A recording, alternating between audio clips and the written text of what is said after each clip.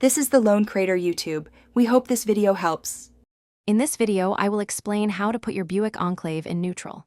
First, ensure your vehicle is in a safe, level location and the parking brake is engaged. This process is straightforward, but following the correct steps is crucial for safety and proper operation.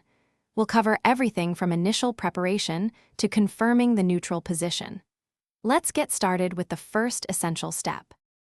To begin, turn your vehicle's ignition to the on position, but do not start the engine.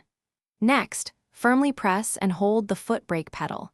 It's important to keep the brake engaged throughout this process for safety. Double-check that your gear selector is currently in the park position before proceeding to the next step. Now, locate the small button on the side or front of your shift lever. Press and hold this button down. While holding the button, carefully move the shift lever from park to the neutral or N position. Once the lever is securely in N, you can release the button. You should feel a distinct click as it locks into place. To confirm your Buick Enclave is in neutral, check your dashboard display for the illuminated N indicator.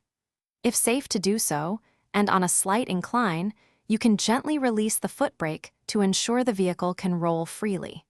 Remember to always re-engage your parking brake immediately after confirming neutral, especially if you are exiting the vehicle.